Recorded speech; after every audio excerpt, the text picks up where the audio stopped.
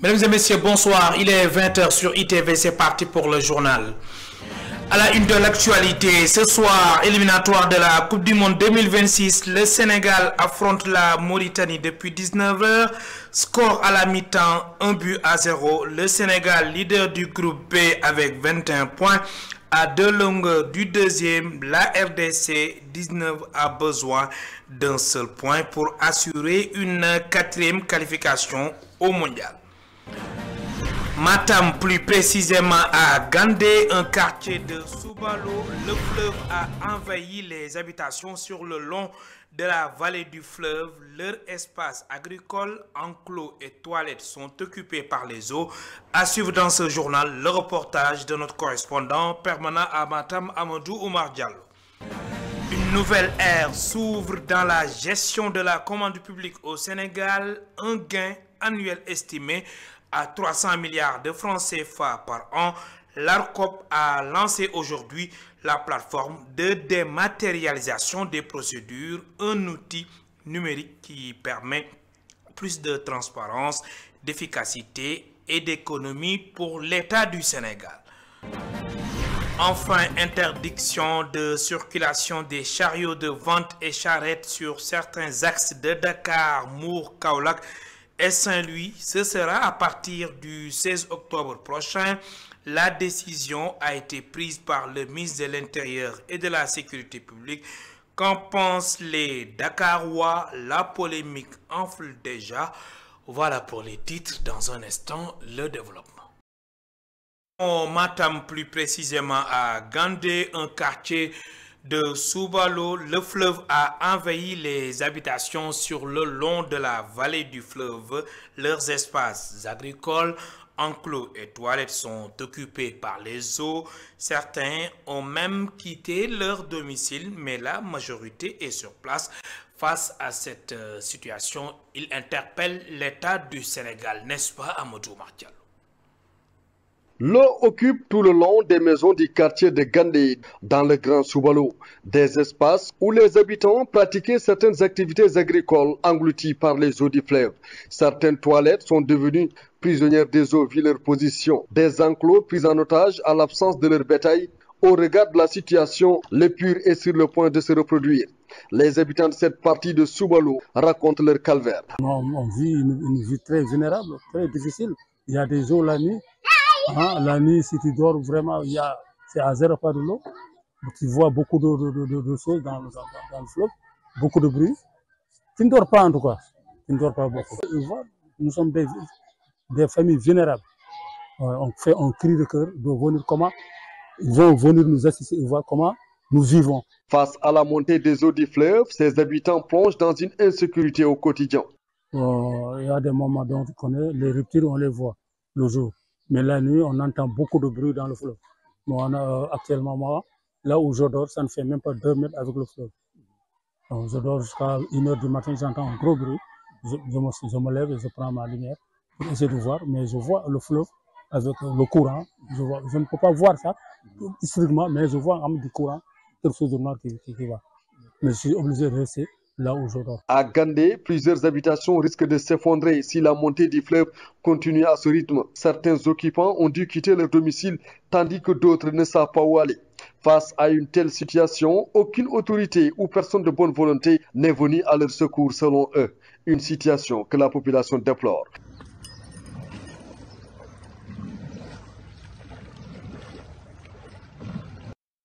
À l'instant, Amadou Oumar Diallo, notre correspondant permanent à Matam. Je vous le disais dans les titres, une nouvelle ère s'ouvre dans la gestion de la commande publique au Sénégal. Un gain annuel estimé à 300 milliards de francs CFA par an.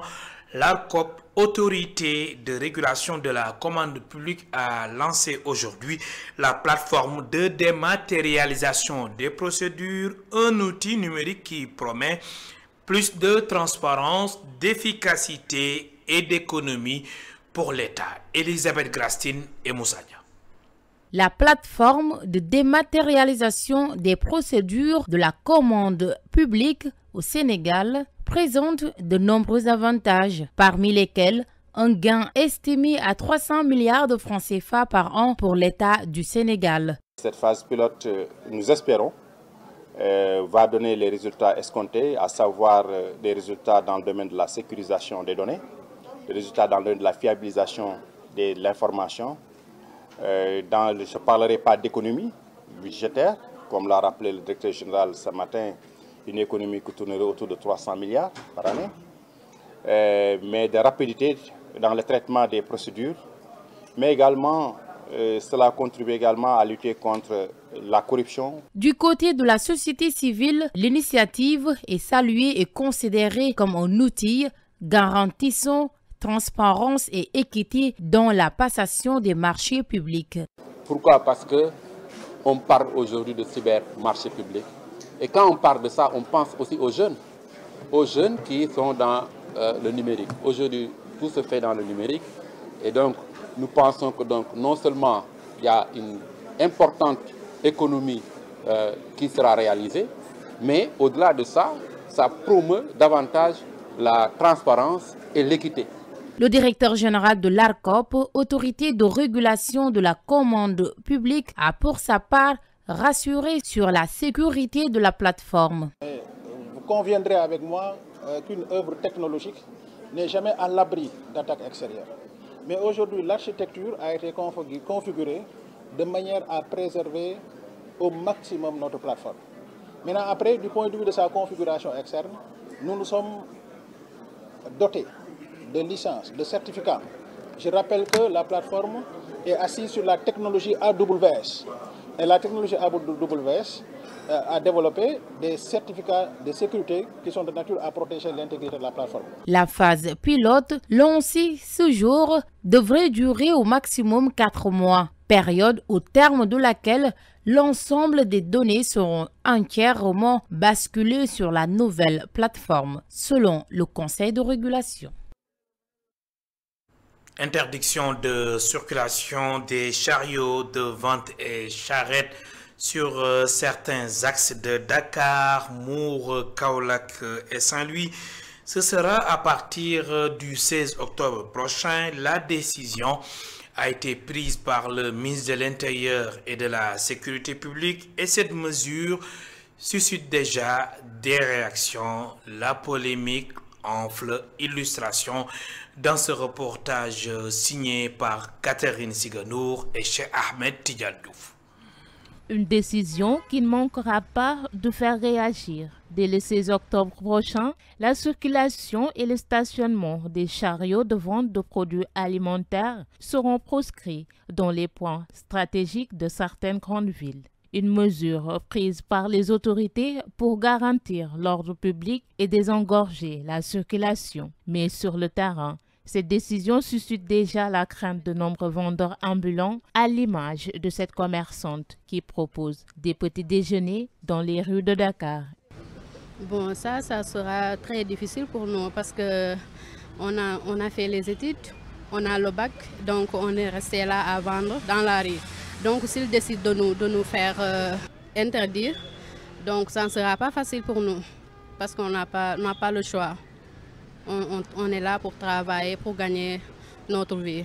Bon, ça va augmenter le taux de chômage parce que nous là, on est resté ici à travailler. Donc s'il veut qu'on quitte ici, donc on n'aura pas quelque chose à faire. On sera obligé de rester à la maison et ça ne sera pas avantageux pour nous. À l'inverse, cet homme, lui, approuve cette mesure. Moi, je suis entièrement d'accord de l'avis du ministre. Parce que je vois que notre pays, si on laisse les gens s'installer sur les trottoirs ou bien sur les rez-de-chaussée, le pays va devenir une vraie anarchie. Donc, il faut les dégager. Celui qui veut faire le commerce, il n'a qu'à chercher un local. Là où il pourra vendre tranquillement, il reste la voie publique. Selon lui, toute personne souhaitant exercer une activité commerciale devrait disposer d'un local afin de ne pas entraver la circulation ni gêner les passants. Oui, je suis entièrement d'accord. Il y aura un impact, mais quand on prend une décision, forcément, il y aura des conséquences positives, négatives. Maintenant, mais au fur et à mesure, celui qui a décidé de faire le commerce ou bien de faire des activités, il n'a qu'à chercher un local, un milieu où il va faire ça tranquillement, il ne va gêner personne. Entre impératifs d'ordre public et la survie économique des vendeurs ambulants, la décision divise déjà. Reste à savoir si cette mesure sera acceptée. Catherine Siganour, autre aspect de l'actualité à Guédiawaye, les aînés protecteurs s'engagent pour la santé reproductive des jeunes filles. L'Alliance nationale des jeunes pour la santé de la reproduction a entamé une tournée dans les établissements scolaires. Objectif, accompagner les jeunes filles dans la gestion de leur cycle menstruel et les sensibiliser à la santé sexuelle et productive. Mamadou Lamine Fati et Cheikh Maguette Mbaye. Une tournée dans les établissements scolaires est organisée dans le cadre de la campagne des aînés protecteurs, un programme qui vise à accompagner les jeunes filles dans la gestion de leur cycle menstruel. Selon Koura Sissé, coordonnatrice de la campagne, cette initiative a pour objectif de renforcer la solidarité intergénérationnelle et de favoriser un meilleur accès à l'information en matière de santé reproductive. Avec la rentrée des classes, on va faire un back to school dans la dignité, c'est-à-dire un retour à l'école dans la dignité, en appuyant les jeunes filles par des kits qui vont leur permettre de gérer leurs règles, qui est un moment crucial pour ces jeunes filles, parce qu'on a constaté la plupart de ces jeunes filles ratent l'école pendant cette période et ça contribue à la déperdition scolaire. Et aussi en faisant des distributions de serviettes hygiéniques à des jeunes filles qui sont dans des états de vulnérabilité. L'inspection de l'éducation et de la formation de Guédiawaye s'est félicitée de l'engagement de l'Alliance nationale des jeunes pour la santé de la reproduction à soutenir les élèves des établissements scolaires. Sur la gestion des menstrues, qui est une problématique qui concerne les jeunes adolescentes. Alors, et parfois, elles ont beaucoup de difficultés parce qu'elles n'ont pas les bonnes informations. Et le plus important, c'est le fait qu'à la fin de cette activité de sensibilisation, elles sont bien outillées pour prendre en charge leurs menstrues de la meilleure des manières et de savoir maintenant comment gérer, n'est-ce pas, leur serviette hygiénique. La Société nationale de gestion intégrée des déchets s'est également mobilisée pour appuyer cette campagne en accompagnant l'Alliance nationale des jeunes filles dans la mise en œuvre des activités de sensibilisation. Raison pour laquelle on est venu pour répondre à cet appel, à cette activité, à cette belle initiative initiée par ces aînés protecteurs qui ont cette belle initiative qui ne se repose pas tout simplement d'activités citoyennes, c'est-à-dire de nettoyer, de désherber, mais aussi de sensibiliser. En jouant pleinement son rôle d'aîné responsable, l'Alliance nationale des jeunes pour la santé de la reproduction s'est donnée pour mission de parcourir les 14 régions du Sénégal afin de sensibiliser les jeunes à la prise en charge de leur santé sexuelle et reproductive des filles.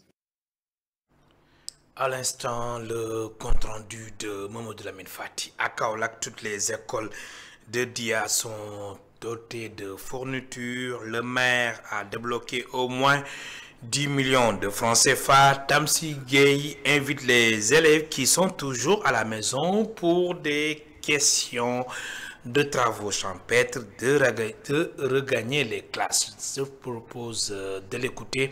Il est interrogé par notre correspondant permanent à Kaolack, Sekou Diallo et Astoumay.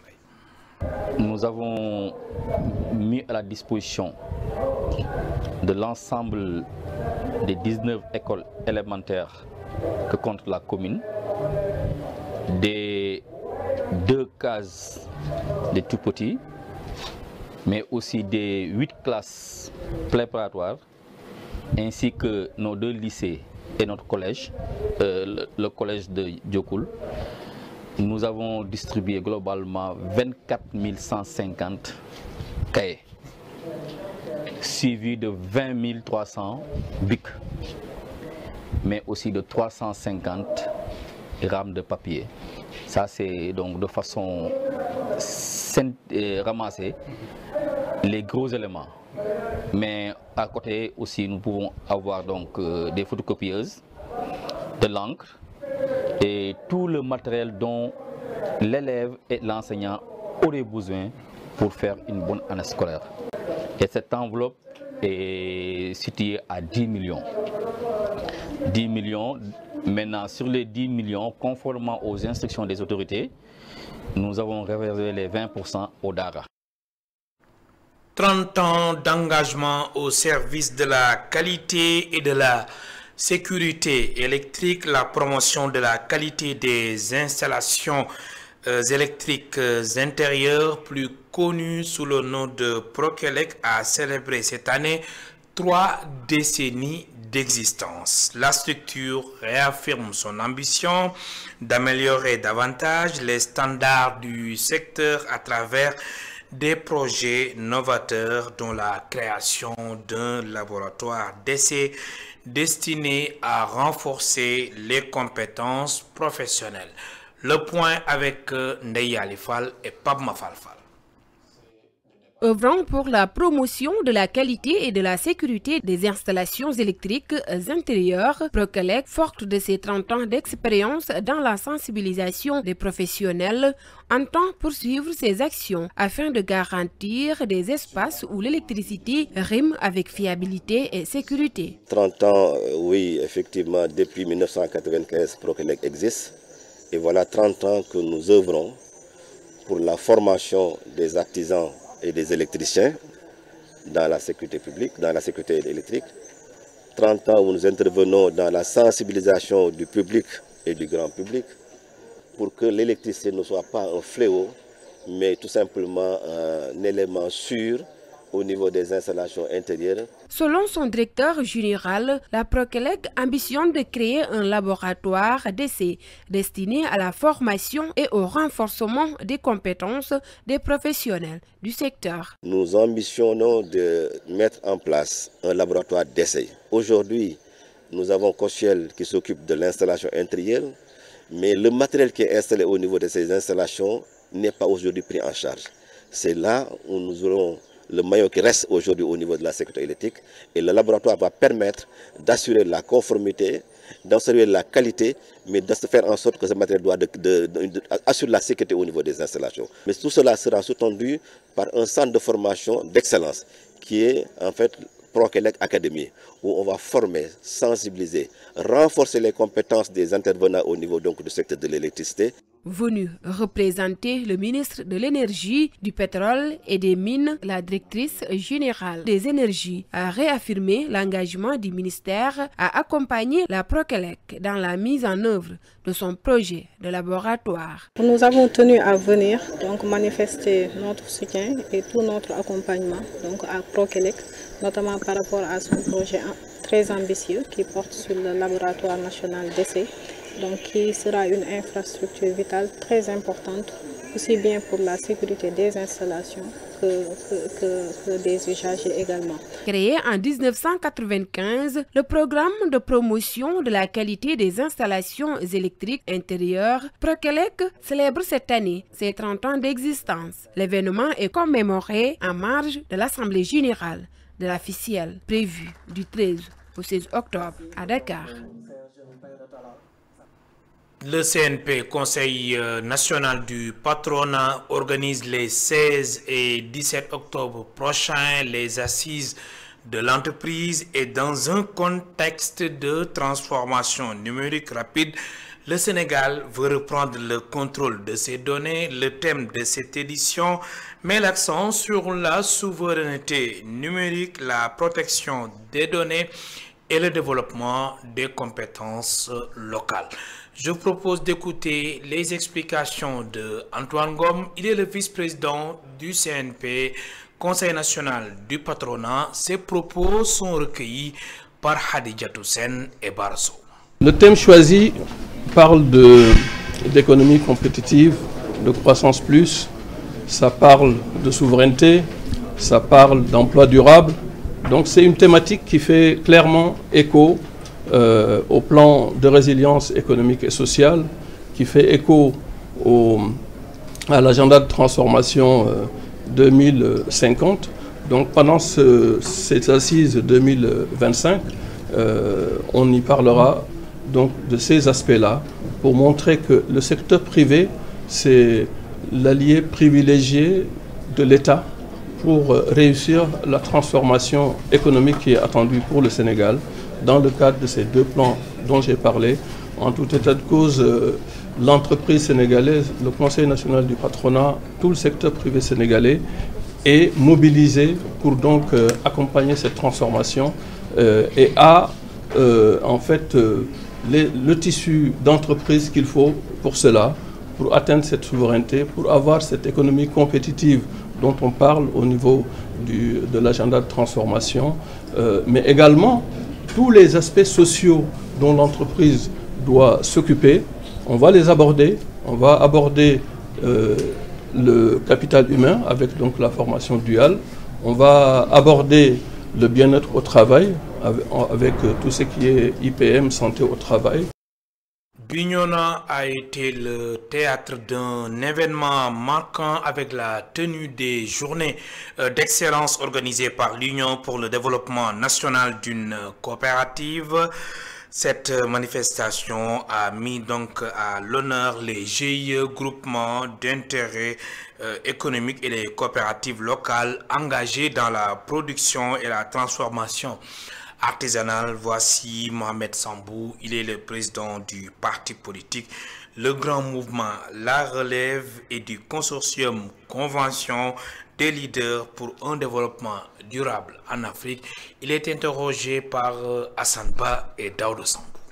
Nous avons été choisis comme invités d'honneur à ces journées d'excellence que l'Union pour le développement national d'une coopérative qui est basée ici à Bignona a voulu célébrer, récompenser les groupements d'intérêt économique qui ont pu travailler le long de certaines productions qui ont été faites, des transformations avec des coopératives et des groupements d'intérêt économique. Voilà, cette activité répond à des initiatives que nous avons déjà mises en place, c'est-à-dire la constitution de ce consortium qui aujourd'hui s'établit un peu partout au niveau national, avec des structures qui sont créées, avec un bureau exécutif, un comité exécutif, qui est un appareil consultatif, qui travaille sur 4 segments, dont le pôle agricole, le pôle artisanat, le pôle autonomisation des femmes et le pôle capital humain. Nous avons pu apercevoir le travail manuel que les femmes font par la qualité des produits déjà, par l'originalité et surtout l'esthétique. Nous avons mis en place au niveau du consortium des bureaux d'études, des personnes qui travaillent dans différents domaines et dans différentes filières pour accompagner justement toutes ces femmes qui sont dans la transformation, qui sont dans la production, à avoir les qualités requises pour pouvoir non seulement écouler les produits au niveau national, écouler les produits au niveau intercontinental. Matam a bouclé ses phases zonales sous le signe de l'unité de la jeunesse. L'équipe de l'Elawal de Gourel Serigne est championne zonale de la région. Parrain de la finale, le directeur général du Crous de Bambey appelle la jeunesse matamoise à cultiver la sportivité. Le point avec Amadou Omar Diallo. C'est dans une ambiance de sportivité et de fair play que la zone de Matam a bouclé ses mouvements navétanes. Sous le signe de l'unité de la jeunesse, le directeur du centre régional des œuvres universitaires de Bambey a mobilisé les représentants des partis politiques et les autorités sportives de la région de Matam et a incité les jeunes à la discipline, à l'engagement et à cultiver l'esprit de sportivité. Le football, au-delà du jeu, est une école de vie. Il enseigne la discipline, le respect, la persévérance et le goût de l'effort. C'est cet esprit qui doit inspirer notre jeunesse et façonner les futurs leaders de cette nation. Depuis le stade régional de Matam, le patron du Crous de Bambey lance un appel aux autorités à l'endroit des jeunes. À nos autorités locales et nationales, je lance un appel solennel. Intensifions nos efforts pour l'insertion des jeunes, la formation, le financement des projets dans l'agriculture, l'élevage, le commerce et le transport. Ces secteurs sont des piliers d'un développement endogène et durable. Les responsables du parti PASTEF dans la commune de Matam s'exprimaient lors de la grande finale de la zone de Matam qui opposait l'ASC Nayo de Nawel à celle de l'Elawal de Gourel Serigne, ce qui a permis à la Maison Bleue de l'Elawal de décrocher son deuxième trophée zonal. À noter également que d'importants moyens ont été déployés par les parrains pour la réussite de ce grand rendez-vous de la jeunesse et que le calendrier du mouvement Nawetan établi par le ministre de la Jeunesse et du Sport a été nettement respecté à Matam.